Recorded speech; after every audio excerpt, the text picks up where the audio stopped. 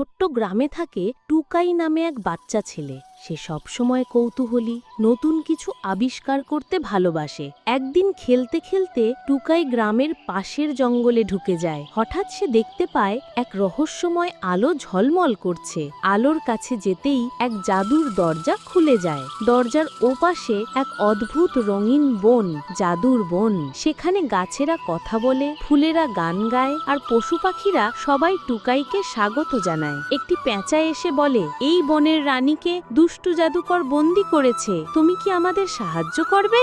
টুকাই সাহসীভাবে রাজি হয়। পেঁচা তাকে একটি জাদুর মানচিত্র দেয়, যেটা তাকে দুষ্টু জাদুকরের দুর্গে পৌঁছে দেবে।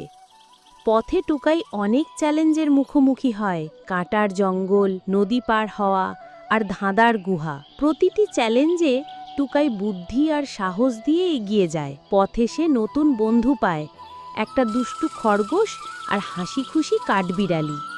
অবশেষে তারা পৌঁছে যায় দুষ্টু জাদুকরের দুর্গে। জাদুকর ভয়ঙ্কর মন্ত্র দিয়ে আক্রমণ করে। টুকাই তার নতুন বন্ধুদের সাহায্যে জাদুকরকে হারায়। খরগোশ তার মন্ত্র ভেঙে দেয়, আর কাঠবিড়ালি দ্রুততা দিয়ে চাবি চুরি করে আনে। তারা রানীকে মুক্ত করে। বন আবার আলো আর আনন্দে ভরে যায়।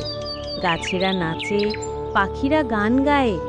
রানী টুকাইকে একটি জাদুর মুকুট দেয় আর বলে, তুমি চিরকাল এই বনের বন্ধু। টুকাই খুশি মনে বাড়ি ফিরে যায়, কিন্তু জানে জাদুর বনে তার বন্ধুদের সাথে সে আবারও দেখা করবে। বন্ধুরা, এই ভিডিওটি ভালো লাগলে এসপি অফিসিয়াল চ্যানেলটি সাবস্ক্রাইব করে দাও।